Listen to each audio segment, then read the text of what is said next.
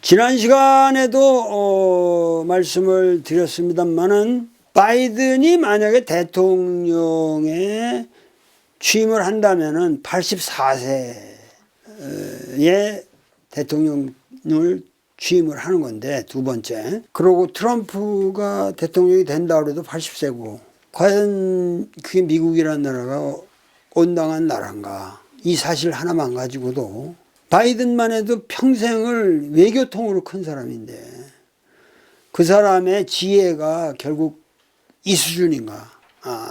그러니까는 이런 걸 생각할 적에 그 바이든에게 가서 우리나라 대통령이 그야말로 설설 기면서 칭찬을 받고 아주 환대를 받는 것 같으면서 결국은 다 털리고 온다. 다 털리고 온다. 그러면서 자기의 마초를 과시하고 내가 이만큼 위대하다. 위대하긴 개똥이고 거기에 뭐가 도대체 우리 국민이 텐지블하게 그 만질 수 있는 소득이 성과가 뭐가 있냐. 그러면서 군사동맹을 맺는 방향으로 모든 걸 저기 하고 그렇게 하면서 그 사람이 구상하는 나라 딱 있잖아요. 부자들이 마음 놓고 돈 벌 수 있게 해준다. 그게 가장 효율적인 방법이다. 그게 자유민주주의의 근간이다. 그 프리드만이 다 이걸 증명해 놨다. 모든 사람 법으로 다 다스린다. 공산주의를 박멸해서 공산주의가 그냥 맹목스게 그냥 완전히 그냥 군사적으로 압박을 가해야 된다. 그러기 위해서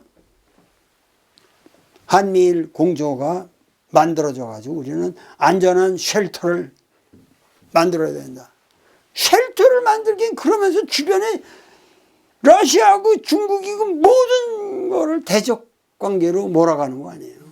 그러면은 과연 우리 역사의 방향이 어떤 것인가. 그러면은 우리가 군사적으로도 위기에 봉착할 수가 있고 외교적으로 고립되고 그렇게 되면서 경제가 쉽게 망가지는 거죠.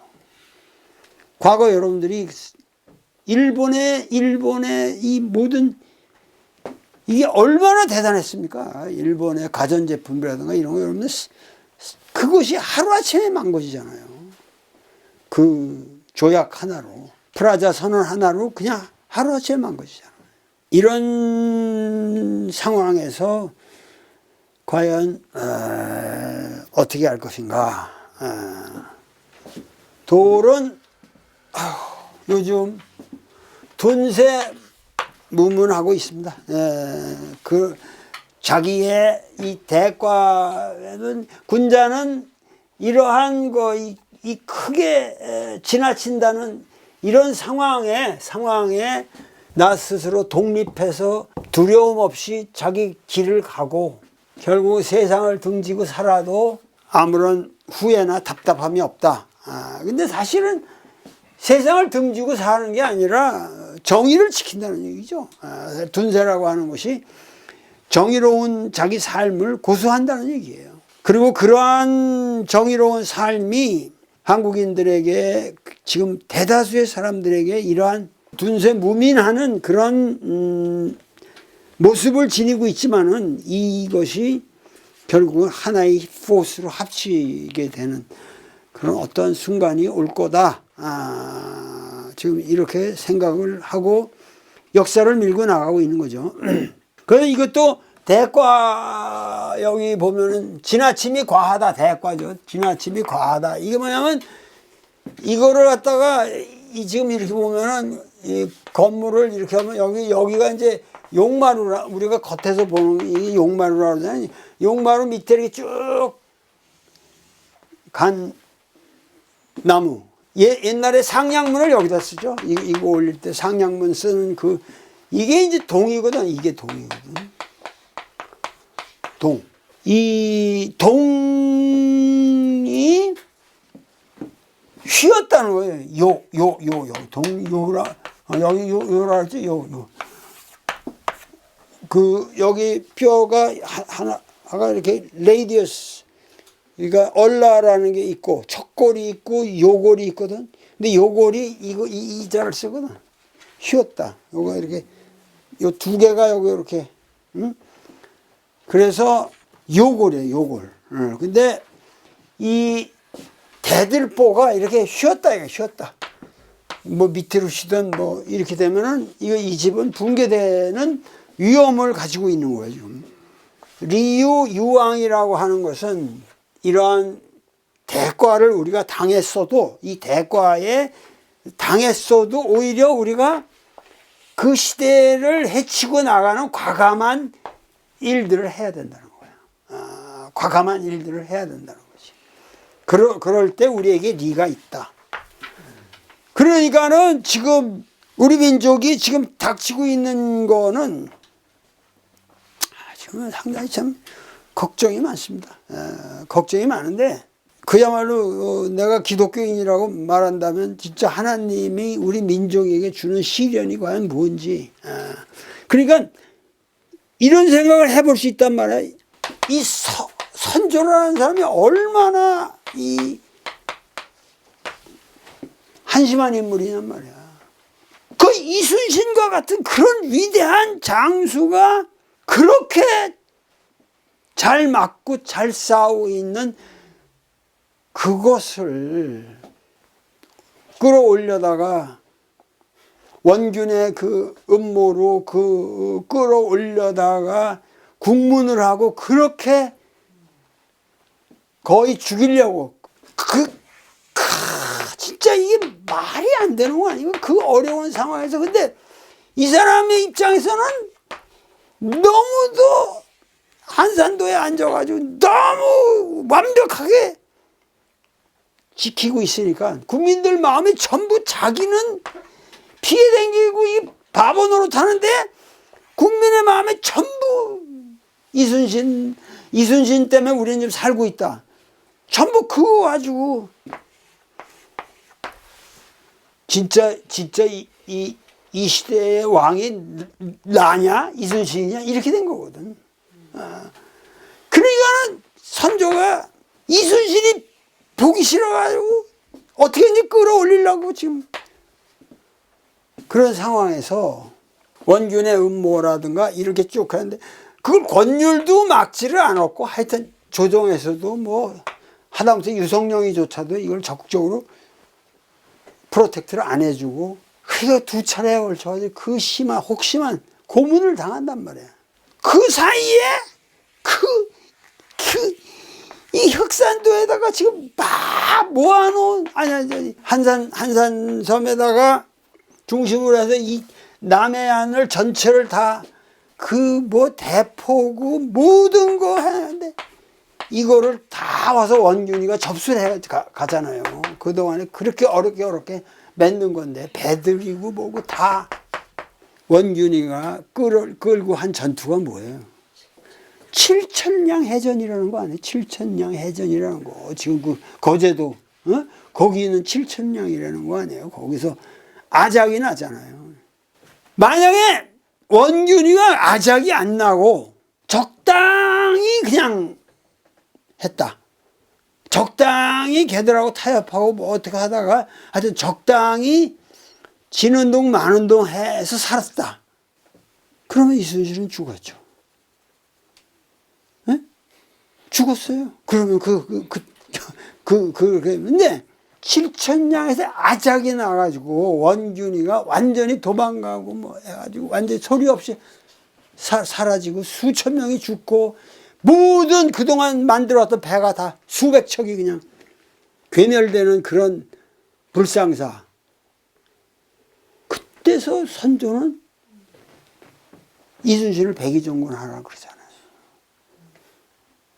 내가 이 얘기를 왜 하는 거야? 지금 우리는 7,000량 해전으로 가고 있다 이거야. 어? 7,000량을 겪어봐야 겨우 지금 윤석열이가 누구인지를 알게끔 돼 있다.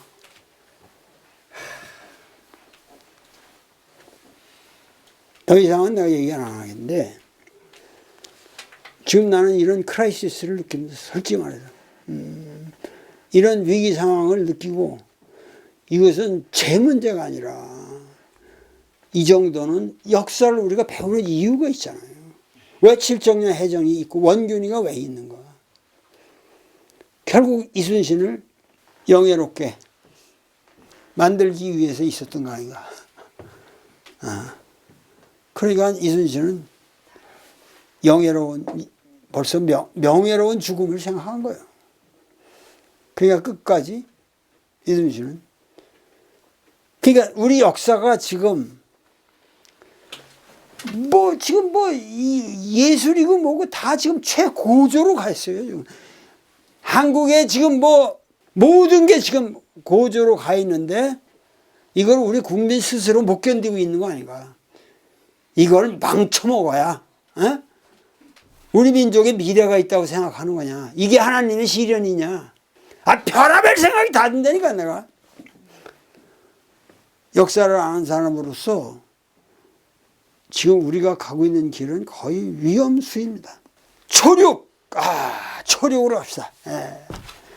여기에 백모라는 건 띠풀이라는 건데 하여튼 땅에 술을 부을 적에 땅에 이제 그 제사를 지내면서 술을 부을 적에 그 띠풀을 깔고 거기다가 이제 부는다 이거지. 391페이지에 자세하게 이 문제에 대해서 써놨습니다. 그러니까 자는 깐다 여기 깐다. 띠풀을 써서, 그러니까 띠풀을 써서 깐다 그런 얘기인데 그만큼 공경스럽게 처신을 하는 거죠. 이 초륙이라고 하는 거는 지금 양위란 말이에요. 양위인데 이 음이 와 있잖아요. 근데 그러니까 정하지 않죠.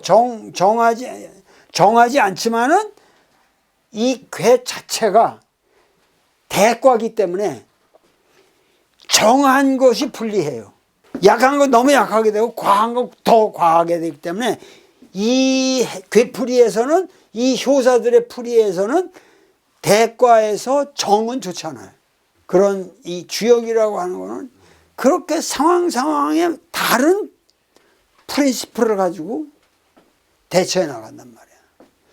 어떻게 파르메니데스가 변화라는 건 없다. 변화라는 건 이건 니들 착각이다.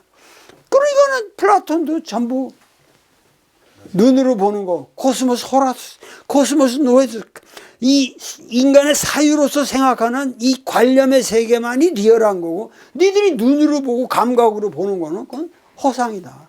그런 플라톤의 철학과 저 팔레스타인에서 건너온 이 유대교가 결합하면서 세계 결국 서양의 사상사를 만든 거 아니에요. 세상에 그렇게 유치한 철학을 가지고 이제 와서 from being to living을 얘기를 하고 앉았으니, 근데 living이라고 하는 것은 바로 이런 거란 말이에요. 이렇게 이걸 해석할 적에도 원칙이 여기에 따라서 달라지고 모든 게. 그러니까 내가 생각해도 나는 참 그런 줄리안 같은 사람을 이렇게 보면은 굉장히 내가 반성이 많이 되거든. 왜 이렇게 나는 내가 가지고 있는, 그러니까 그 사람이 얘기하는 걸 들어보면 너무도 나에게선 상식이라서 대상화가 되지 않고 개념화 되기 어려운 건데 그 사람은 그걸 개념화 시켜가지고 그냥 세계적으로 장사를 한단 말이야. 철학 장사를 해먹는단 말이야. 근데 사실 우리는 말이에요. 엄밀하게 말해서 리빙을 얘기한다면 철학이라는 거를 한다고 하는 게 그 사실은 참 나쁜 거거든. 아니 사람이 살아가면 됐지 왜 그걸 어떤 일관된 체계의 철학 사상을 만들어가고 그 시대에다가 그거를 제시를 하냐 말이야.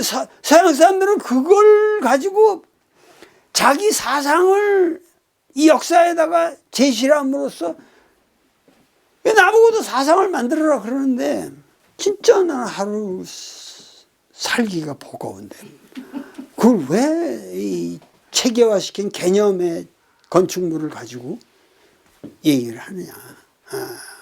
이게 도대체 나는 사실은 우리에게는 철학이 필요 없다.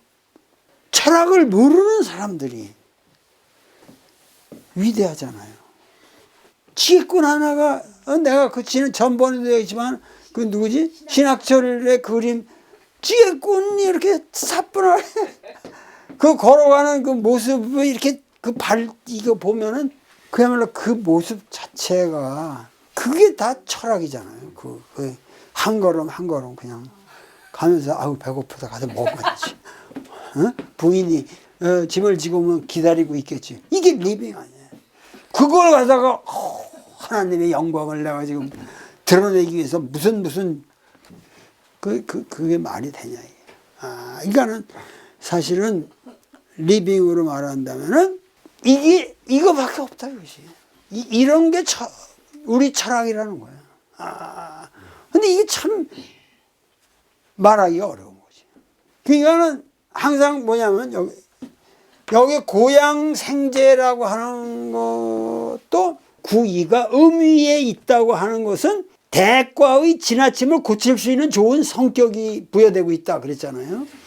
그러니까는 구이는 어디 이 구호하고도 응하지도 않고 비관계도 안 되고 구삼하고도 안 되고 그러니까는 이제 이 아래 초육의 아주 멋있는 젊은 여성에게 친근감을 느낀단 말이에요.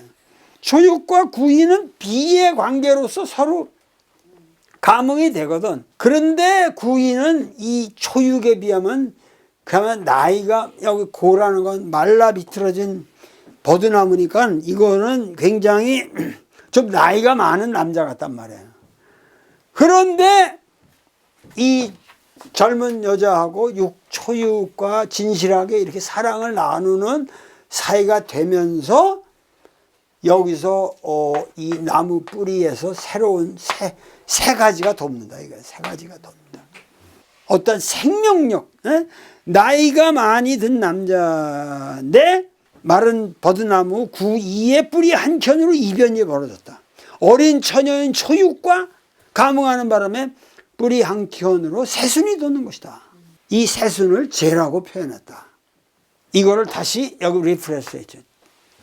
늙은 남자가 젊은 처녀를 얻는 것과 같다.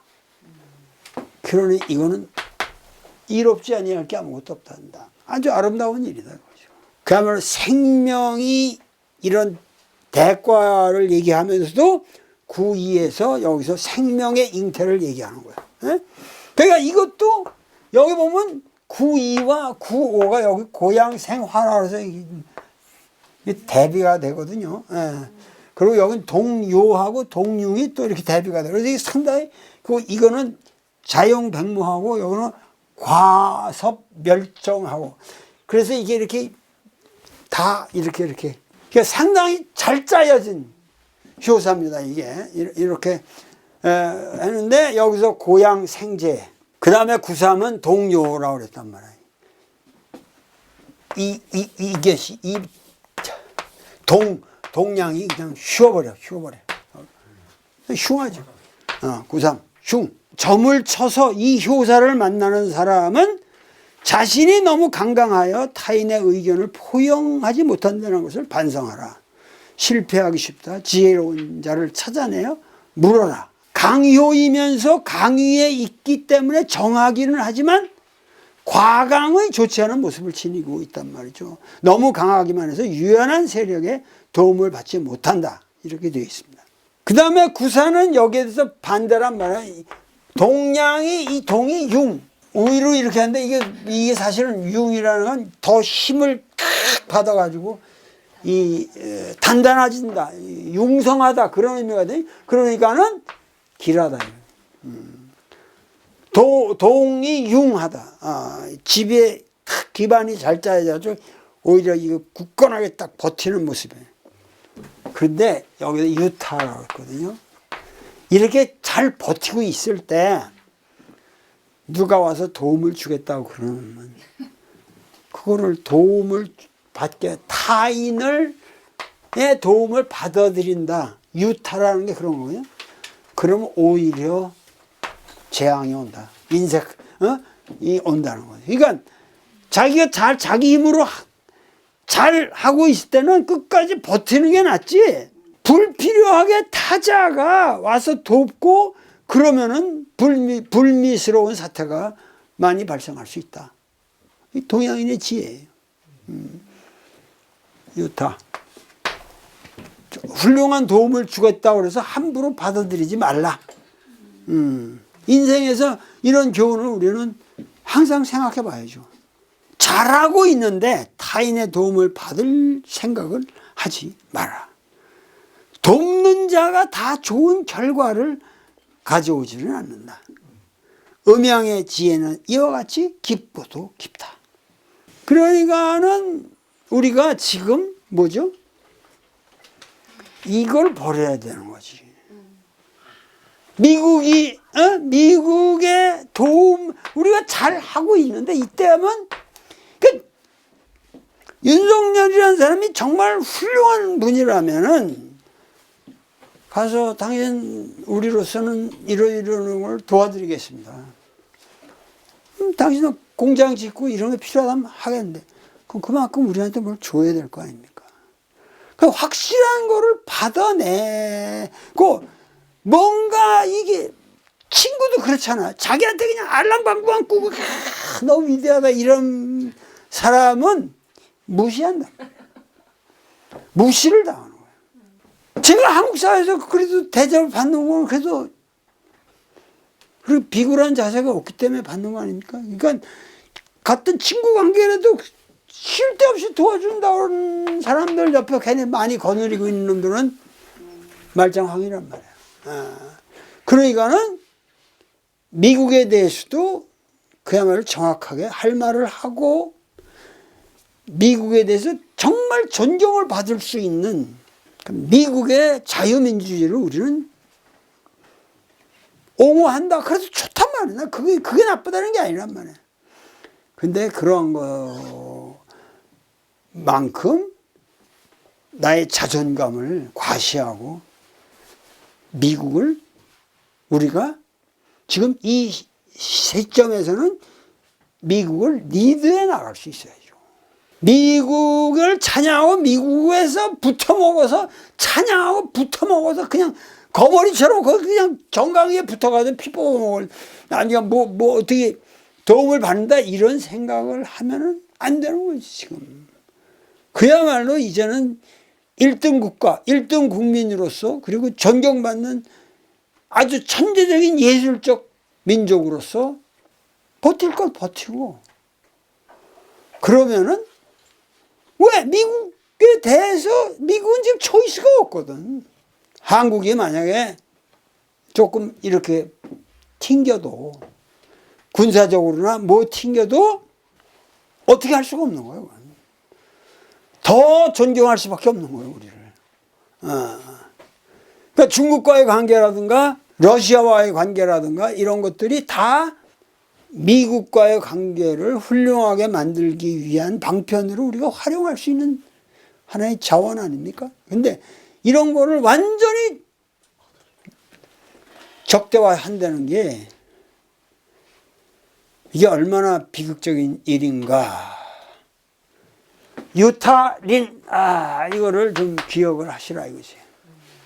그러니까 구호가 되면은 이게 이 비틀어진 버드나무에서 생화라고 그랬잖아요. 꽃이 펴. 근데 아까는 이게 뿌리서부터 새로 나온 새순이거든. 이거는 갑자기 늙은 고목에서 그냥 꽃이 핀 거야. 이게 허구지. 이게 허당이야. 그러니까 이거는 이게 여기 구호가 여기로 간 거거든. 상륙으로. 그런 거 아니야? 상륙이죠. 구호가. 그러면 여성인 상륙은 음이니까 여성인 상륙은 기쁜 마음으로 구호의 남성을 맞이한다. 근데 상륙의 음이니까 나약의 극치고 구호보다 상위 있으므로 일단 구호보다 나이가 많은 여자라 이거야. 그러니까 구호가 상류한테 가는 건 뭐야? 노부가 젊은 애를 얻는 거나 같다 이거야. 젊은 남편을 얻는 거나 같다는 거지. 이것은 늙어 나약해 빠진 상륙과 결합하는 모습은 내가 잔혹한 유머라고 그랬어. 잔혹한 유머죠. 진정한 생성의 발랄함이 결여되어 있다. 그 모습은 말라빠진 버드나무 가지에 꽃이 피는 것과도 같다. 이것은 생기를 소모시켜서 나무의 죽음을 촉진시킬 뿐이다 그거죠. 생명의 잉태가 없고 발랄한 웃음이 없다. 그래서 구호니까 그래도 여기가 군주의 자리고 우리가 대접은 해주는 거지. 여기에 허물이라고 말할 건 없지만 아무런 칭찬할 건덕지도 없다. 나무랄 것도 없지만 칭찬할 것은 더더욱 없다. 역의 변화라는 건 이런 고양 생화가 아니라는 거지. 이런 것들이 하나의 그 생생지라고 하는 건 이 생생지 위역이라고 하죠. 생생지 위역이라는 건 생하고 또 생한다고 하는 거는 끊임없이 새로운 게 인풋이 돼야 돼요. 그래서 새로운 요소가 들어올 적에 이게 뭐야? 크리에이티브 어드밴스가 이루어지는 거야. 크리에이티브 어드밴스가 이루어진다. 새로운 요소가 들어올 때. 그러니까 히랍의 모든 그 조각이나 이런 것들이 뭐야? 이게 뭐냐면 존재론적인 하나의 이데아론에서 오는 그 이데아의 표현이란 말이야. 진짜 여성의 비너스의 모습은 진짜 여성의 모습을 그린 게 아니잖아요. 이 기맥힌 기하학적인 비율에 의해서 가장 아름다운 상을 만들어낸 게 이 히라빈의 천재성인데, 그 피타고라스 이래로 지금 파르메니데스까지 사는 모습을 그린 게 아니라 존재를 표현한 거예요. 그게 다 같은 얘기라니까 내가 지금 얘기하는 게. 그런데 문제는 뭐야? 로마 제국이 그냥 그대로 그걸 카피하잖아요. 새로운 인풋이 없어. 로마의 예술이라는 게 그대로 히랍의 그 이데아를 그대로 카피하는 거야.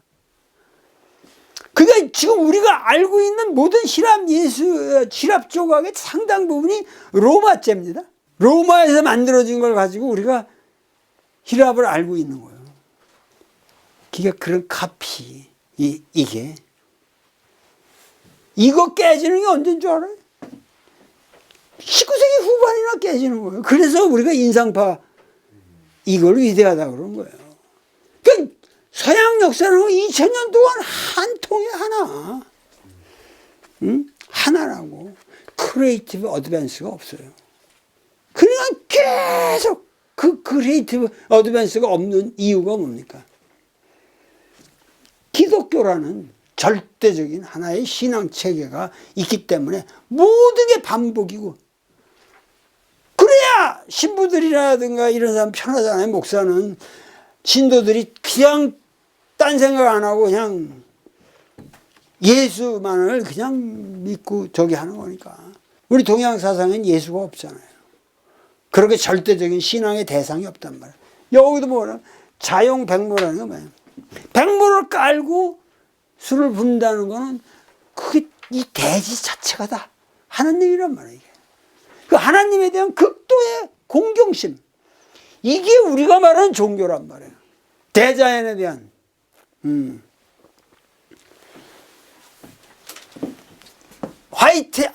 하이데가의 가장 후기 사상 이라는 게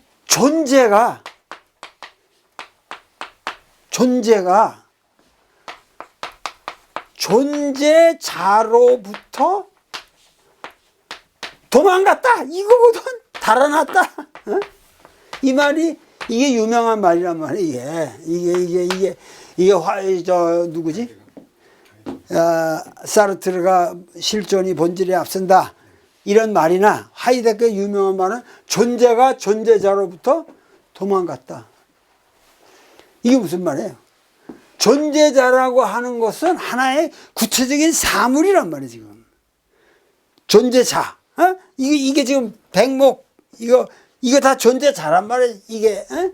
근데 이 존재자라는 것 자체가 지우개 하고 이게 칠판으로만 쳐다보고 있다는 것 자체는 이거를 우리가 벌써 우리의 삶의 도구화된 존재로 이거를 존재자를 규정하는 거예요.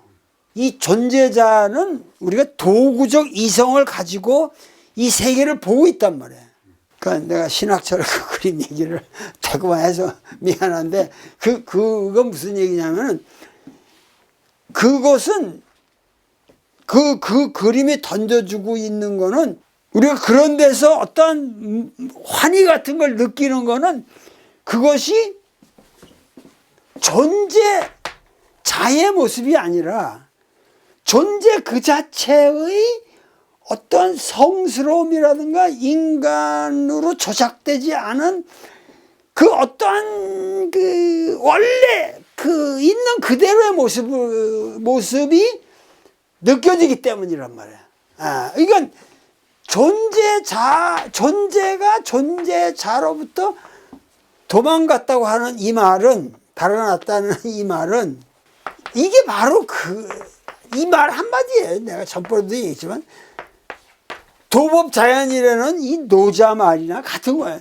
그러니까 도라고 하는 것은 스스로 그러하다라는 것은 존재는 사실은 스스로 그러한 것이란 말이야. 근데 존재자의 모습이 존재가 스스로 그러한 대로 우리에게 드러나면은 그건 정말 신령스러운 거고 성스러운 거지. 그런데 존재자로서 우리에게 도구화된 상태로만 우리에게 있을 때, 그러니까 우리가 이 기술 문명, 우리가 문명 사회에서 전부 이 기술 문명화된 이 세계 속에서는 어떤 성스러움 같은 느끼기가 어렵잖아요. 공장에 가서 기계가 막 착착착 돌아가는데 거기서 좀 성스러움을 느끼기는 어렵잖아. 그 나무꾼의 모습에서는, 그 나무꾼의 그 신학철의 이 나무꾼의 모습에서는 뭔가 스스로 그러한, 도는 스스로 그러한 것을 따른다. 이 말은 뭐냐면 존재가 스스로 존재를 우리에게 계시한다 그러거든. 그러니까 스스로 그러하게 드러난다. 그러니까 하나님이라는 거는 뭐예요? 우리가 믿거나 대상화해서 존재가 아니라 스스로 우리에게 드러나는 그 본래적 모습이라는 거지. 그 결국은 하이데거의 철학이라고 그래 봐야 결국 마지막 거 우리는 도법자연이란 말이야. 그리고 그거 자체가 존재다, 이거 존재. 그러니까 존재자의 탐색으로부터 이 존재를 규명하려고 그런 게 결국 이게 파르메니데스로부터 쭉 내려오는 존재론에 대한 최종적 결론은 뭐야? 노자다 이거야. 서양은 이제 출발하는 거예요. 이제 사실은 서양은 준주정국 시대의 어린애로 출발하는 거예요. 참 이런 얘기가 참 내가 하기가 어려운 건데 하여튼 이 크리에이티브 어드밴스라는 거 이게 쉬운 게 아니라는 거지. 그러니까 과섭 멸종이다. 상륙은 대과의 궁극의 지점인데 이 유약한 상륙은 천하가 위난을 당했을 때 그 위난을 구원할 수 있는 힘이 없다는 거죠. 그러나 그는 절망하지 않고 과감하게 자신의 현실적 위상을 전혀 고려하지 않고 그 위기 속으로 자신을 던진다. 과감하게 헤쳐나가지만은 결국은 뭐야? 멸종이라고 해요. 물이 너무 깊어. 그 재난이 너무 엄청난 재난인데 자기 들어가는 거예요. 멸종이니까 어떻게 해? 죽는 거지. 빠져 죽는 거예요. 그러니까 흉한 거지. 흉한 거야. 그러나 그렇게 죽을 수 있다고 하는 그 마지막 결단, 상륙의 그 결단이야말로 허물을 남기지 않는다. 그러니까 이게 내가 말하는 대로 슈바이처가 그리고 있는 예수의 모습이다 이거지. 예수는 십자가로 멸종을 한 거야. 들어간 거야. 그래가지고 무구, 허물을 남기지 않았다로 끝나면 좋은데 그냥 어마어마한 또 숭배의 대상이 돼가지고 또 무지막지한 존재가 아닌 존재자로 다시 나타났다 이거지. 그러니까는 진정한 신비는 사라지고 진정한 생명의 약동은 사라지는 거죠. 그러니까 세계사라는 게 사실은 알고 보면은 지금 세계 역사와 모든 것, 인류의 이런, 내가 여기서 그냥 계속 얘기를 하지만은 인류의 역사라고 하는 것이 사상사든 뭐 정치사든 빤할 빤짜요. 한심한 거예요. 그러나 여기서 우리가 그래도 최소한 같이 산다고 하는 이 공동체 속에서 최대의 우리가 공약수를 뽑아내야 되는 거예요. 근데 지금 우리는 위기에 있다. 이 위기의식만은 여러분들이 느끼셔야 될 겁니다. 오늘 강의는 이것으로 끝내겠습니다. 감사합니다.